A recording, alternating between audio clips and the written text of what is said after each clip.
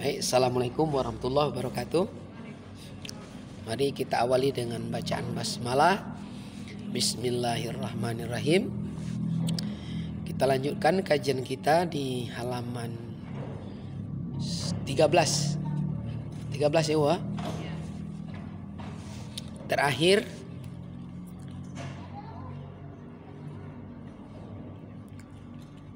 dan apa mengalahkan ilmu, ajarkan olehmu akan kami. Sampai situ kemarin ya. Ya. Mari kita awali dengan basmalah. Bismillahirrahmanirrahim. Berarti lanjut.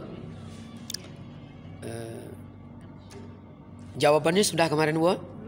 Belum ya. Belum ya. Baik. Jawab.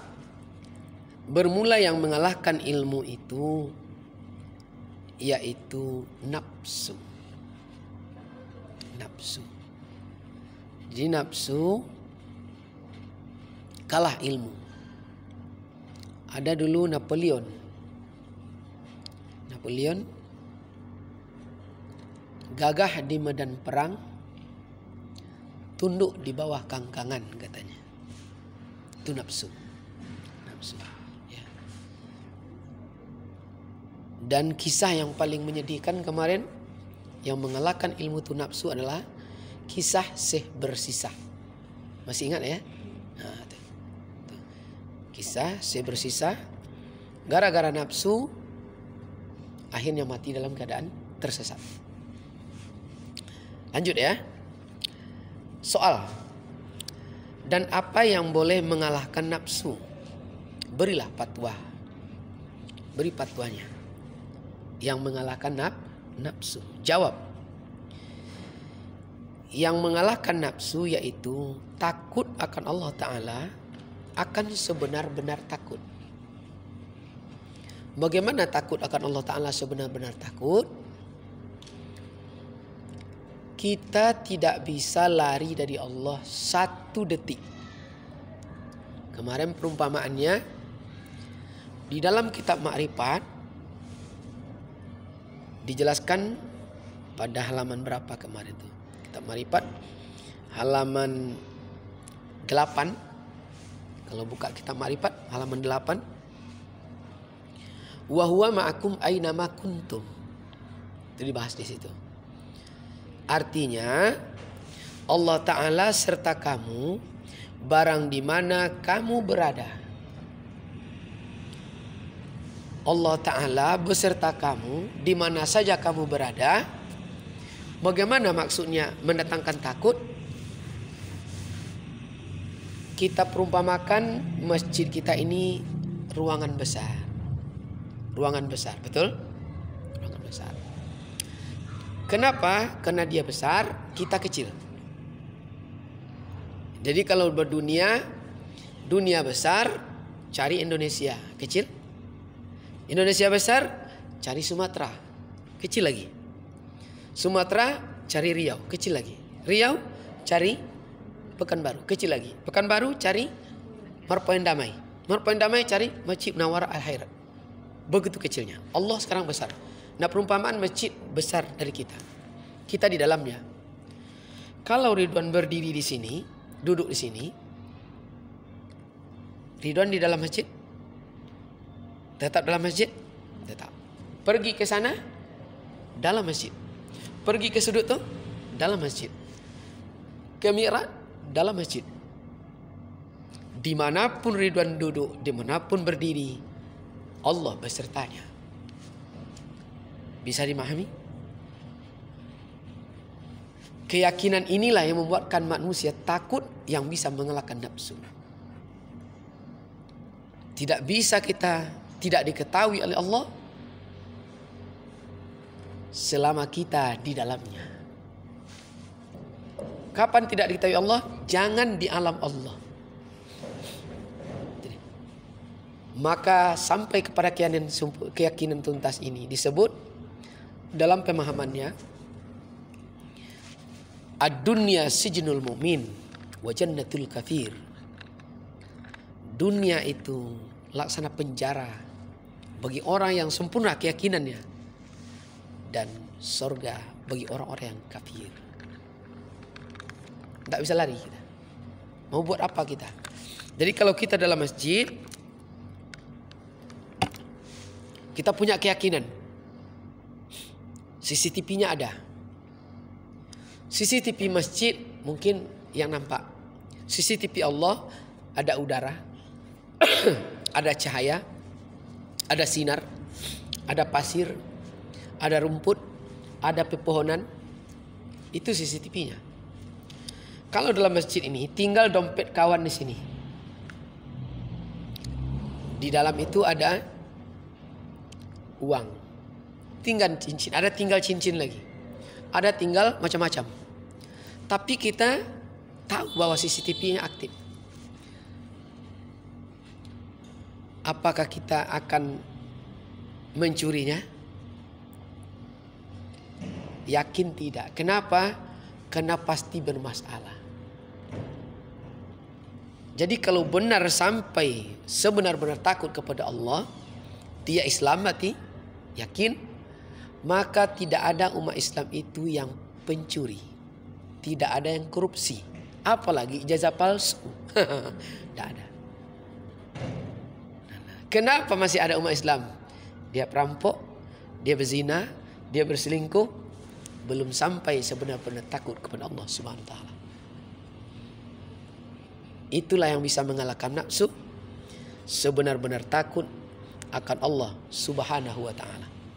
Maka di dalam kitab Ma'rifat itu, jumpa Allah dalam kitab Ma'rifat pada ayat berikutnya, wallahu bikulli syai'in muhit. Halaman 8. Setelah satrullah. Wallahu bikulli syai'in muhit. Allah Ta'ala itu meliputi bagi tiap-tiap sesuatu. Maka dimanapun kita melihat, satrullah, di situ Allah meliputi. Jadi berserta itu bukan artinya mengikut-ngikut. Kan kalau beserta bahasa kita kan mengikut artinya. Aku beserta kamu mengikut. Tapi Allah beserta dimanapun kita berada, Allah beserta kita tidak mengikut. Tidak mengikut. Seperti tadi. Duduk di sana, kita dalam masjid. Duduk di sini, dalam masjid. Pergi ke sana, kemanapun pergi. Itu beserta. Kenapa? Karena dia besar. Jadi mengikut itu tidak sama dengan yang kita bayangkan mengikut artis selama ini. Mengikut itu karena kebesarannya.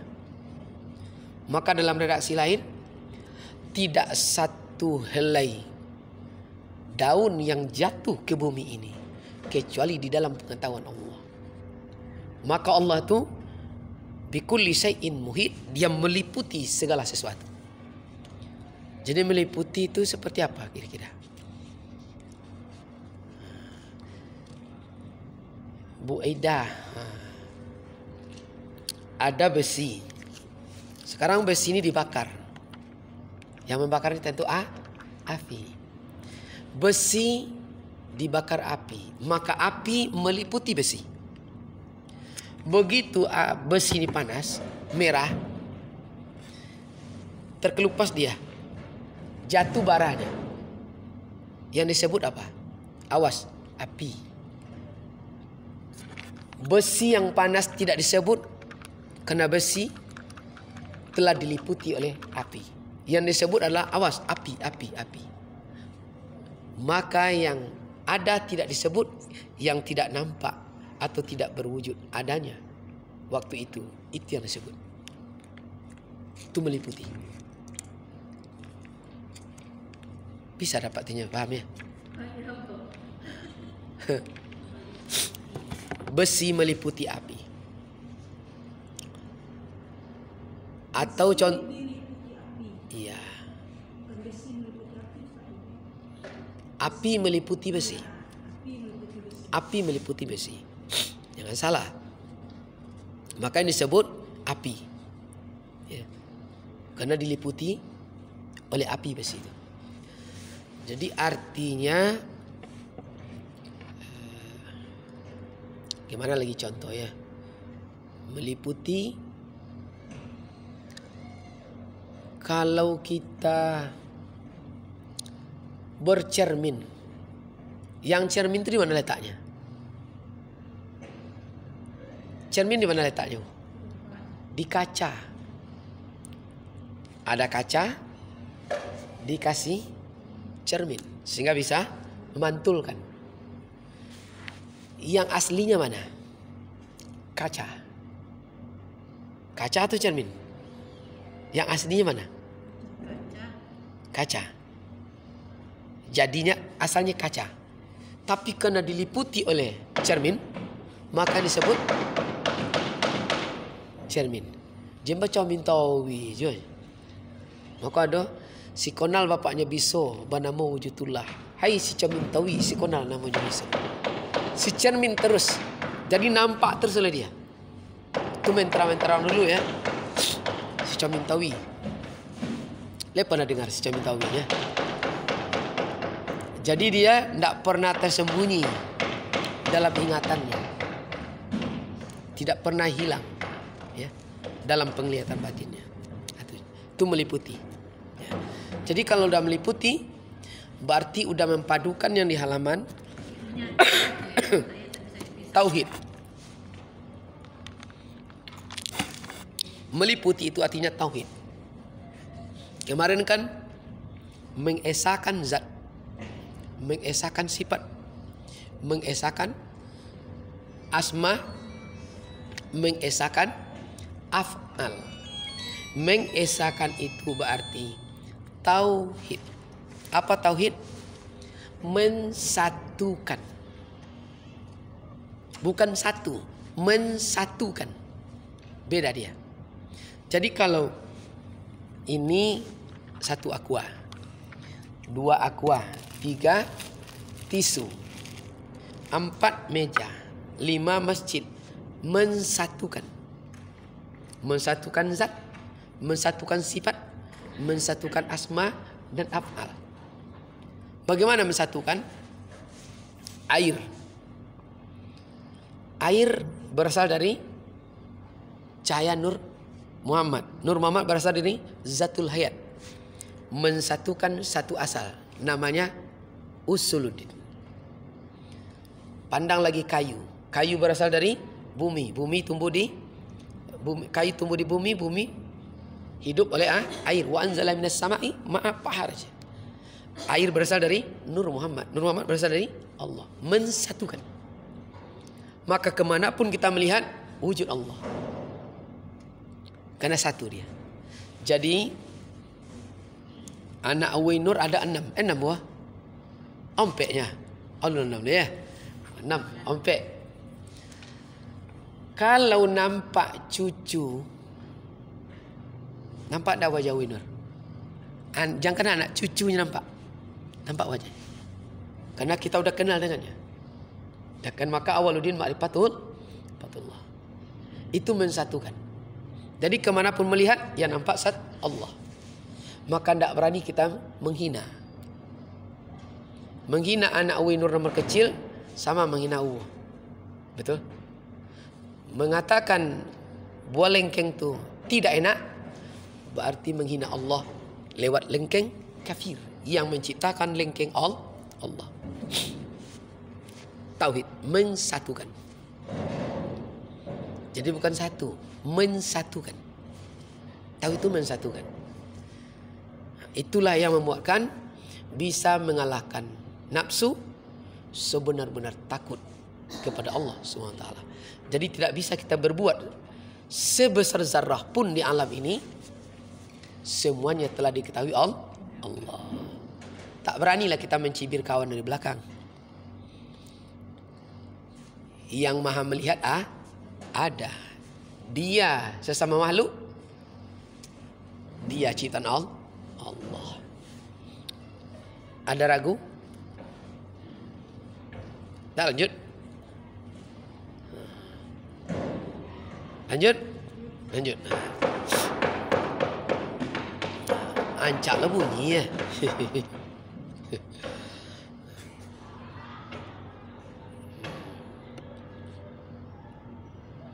Soal.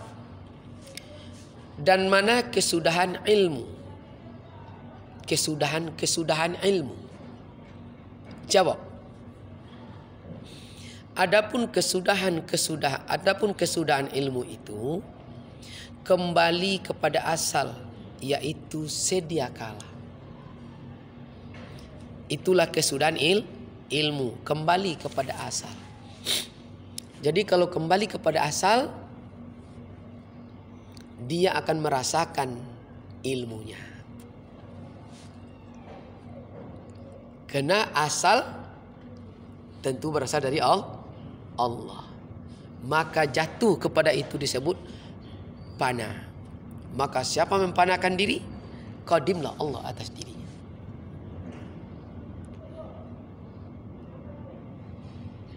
Sekarang Bu Ida, kembali kepada asal, sedia kala. Ingat dulu di halaman 3 Ma'rifatullah. Di halaman 3 Ma'rifatullah, untuk kembali kepada pemikiran asal. Apa dikatakan di sana?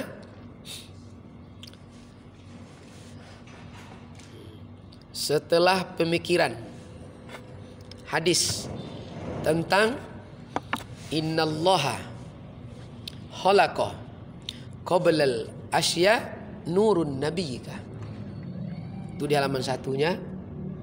Lalu dijelaskan pemahaman oleh Sya'rani, innallaha khalaqa mirruh ya, Nabi Muhammadin min zatihi wa khalaqa ruhul alam min nuri Muhammad sallallahu alaihi wasallam.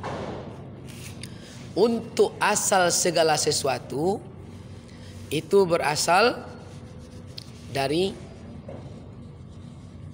sebelum diciptakan Allah. Kan pertanyaan itu, ya Nabiullah, yang bertanya Ibnu Abbas, apa yang pertama sekali diciptakan Allah sebelum alam? Kita pertanyaannya. Maka Rasul menjawab, sesungguhnya innallaha khalaqa qablal asya nurun nabiyika. Sesungguhnya Allah telah menciptakan sebelum sesuatu. Sebelum matahari, sebelum cahaya, sebelum sinar, sebelum air, udara, bumi, tumbuhan, alam, cahaya Nabi Muhammad sallallahu alaihi wasallam. Untuk cahaya ditajamkan pemahaman itu oleh Sya'rani. Innallaha khalaqa mirru Muhammad min Nabi Muhammad min zatihi. Untuk ruh cahaya Nur Muhammad itu min zatihi, itu berasal dari diri Allah itu sendiri, zat Allah. Wa khalaqal ruhul alam, dan ruh seluruh alam, ruh matahari, ruh bulan, ruh langit, ruh air, ruh api, ruh Bu Ajaidah, itu berasal dari ruh Nur Muhammad sallallahu alaihi wasallam. Maka disebutlah Muhammad itu, Nabi Muhammad itu bapak segala ruh, abar ruh, bapak segala ruh. Begitu masuk ke dalam air, air basah, membasahi.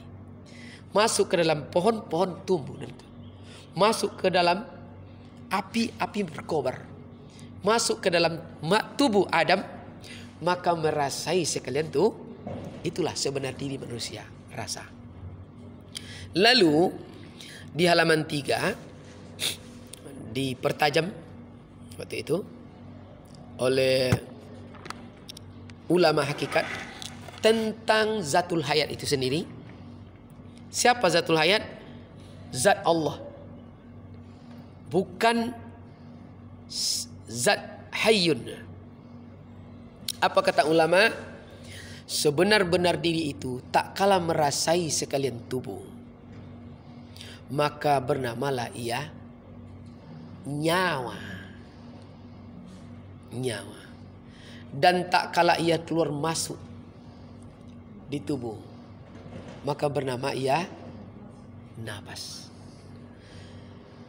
Tak kala ia berkehendak akan sesuatu, bernamalah dia hati.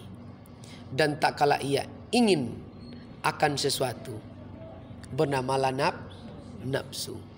Dan tak kala ia memilih akan sesuatu, Bernamalah ia ikhtiar.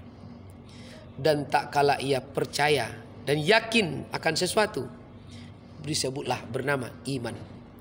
Dan tak kala ia dapat memperbuat sesuatu, maka bernamalah ia akal. Dan pohon akal itu adalah ilmu. Kan itu dia. Dan ilmu itulah yang sebenarnya diri.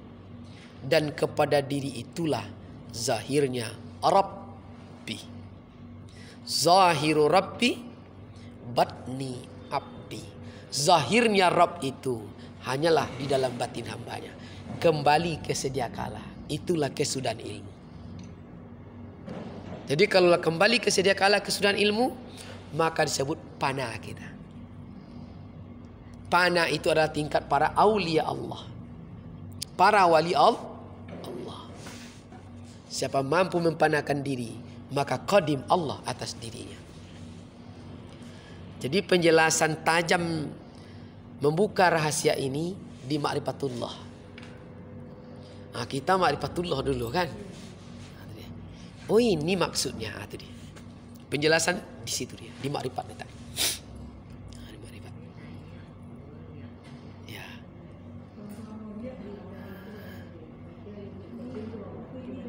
Ya.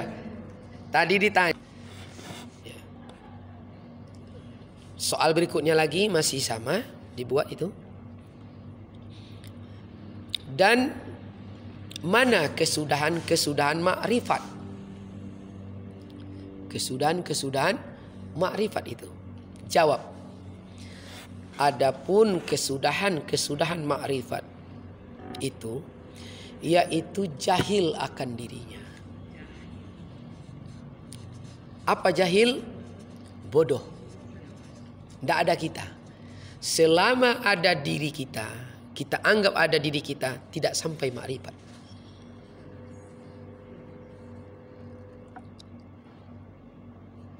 Paham maksudnya?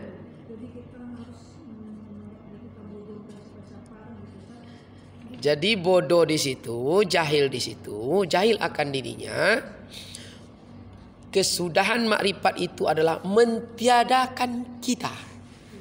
Kalau kita udah tidak ada, berarti yang ada hanya Allah.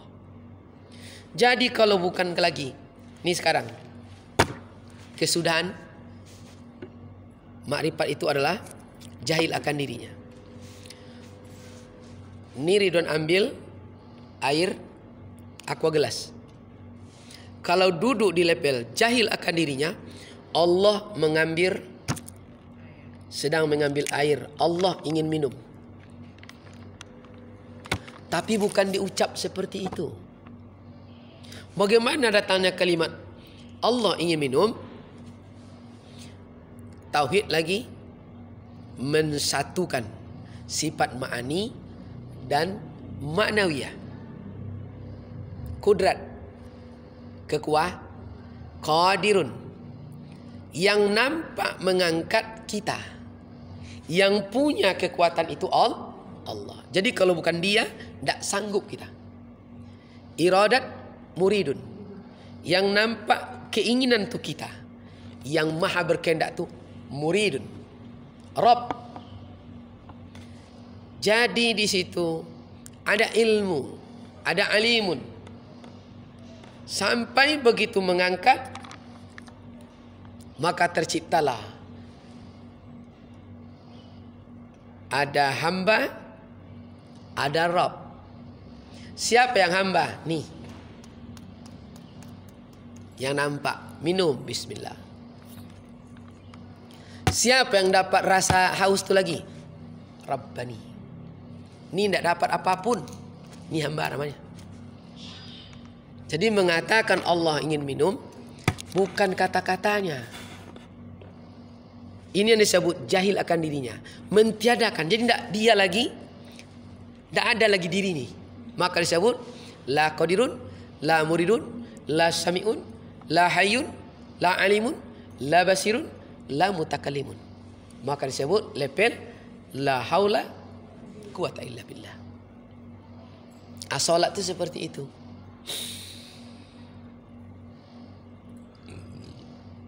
Allah. Suaranya batin, dalam. Karena Allah tu gaib. Allah itu risiko tu. Jauh panggang dari api. Tak mungkin pikir balam dengan burung wak-wak. Dari mana masuknya?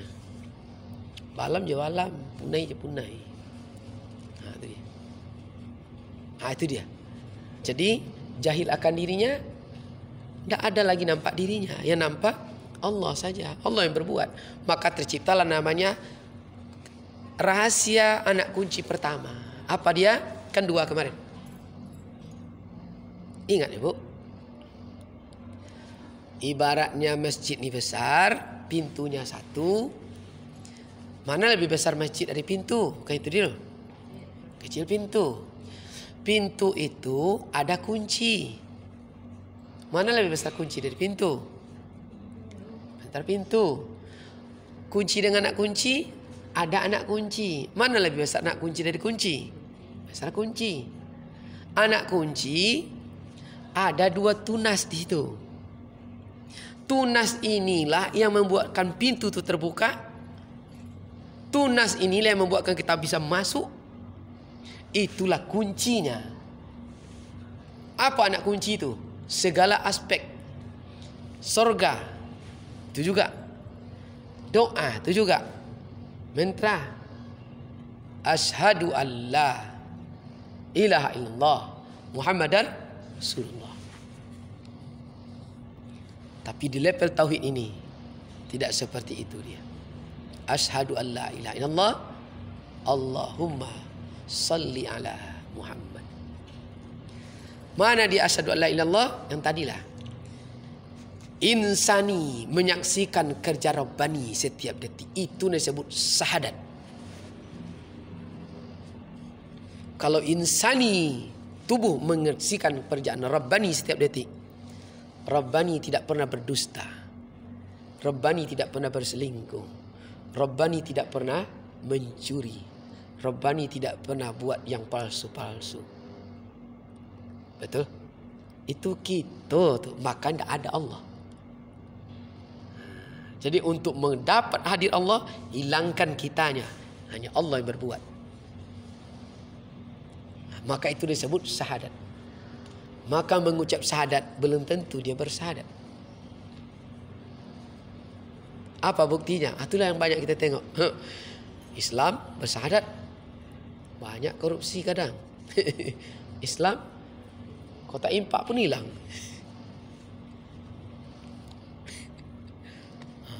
Payah. Di level itu yang disebut daim. Ya. Solat sudah di tingkat daim. Maka selamatlah zahir. Bukan api tidak membakar. Buktinya berubah. Kayu menjadi arang dan abu. Terbakarkah Nabi Ibrahim? Tidak. Karena duduk di level itu. Sedikit orang arif dan cerdas. Mudah-mudahan kita masuk di dalamnya. Ada ragu? Jahil akan dirinya. Kesudahan sebenar-benar makrifat. Jadi kalaulah Allah yang suruh, semuanya kun fayakun. Jadi bukan kita. Maka di level makrifah kemarin halaman berapa tuh? Wajib melepaskan cita-cita, hajat dan kehendak. Kalau ada cita-cita tidak sampai. Apa beda cita-cita dengan niat kemarin? Lain tengok lah. Lain. Kalau niat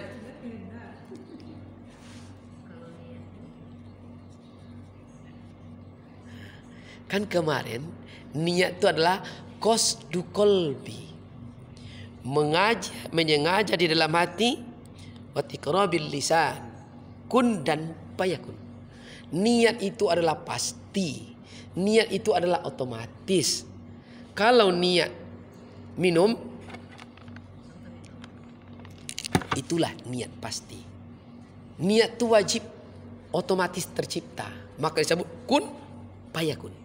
Kalau berniat tapi tidak dikerjakan, itu nama cita-cita. Niat di dalam otak, masjid ini berkeramik, luar dalam tiang begini-begini, tuh jadi dia. Itu niat. Kun dan fayakun. Prosesnya memang ada. Ini berniat, tapi tidak pernah berbuat, tidak pernah itu namanya bercita-cita. Lebih jauh ke dalam, namanya berhayal. Maka niat itu adalah kun fayakun. Maka begitu nampak anak sehat, dia sakit. Nampak wajahnya, yes, amin, selesai masalah. Itu cara. Tak ada bacaan mantra, tak ada. Itulah kajian makrifat. Kalau di kajian syariat kan banyak tuh, Bu. Banyak, panjang jalannya ya. Jangan jalannya. Nak ke Bangkinang tu, lewat dulu Pulau Tongai ya, Po. Padang Tongai ya. Lewat dulu Rumbio. Lewat tol bisa. Tapi kalau lama makrifat pakai video call ya, sampai Bangkinang langsung. Saya dia. Itu bedanya. Nah, kini terserah kita. Mau nak masih yang manual, terserah, tidak ada masalah. Yang tidak boleh memaksakan kehendak kita pada orang yang belum pas, itu bermasalah. Kedua aspek sama. Level syariat dipaksakan level makrifat, tidak mau. Level makrifat memaksa orang syariat di levelnya, tidak juga mau.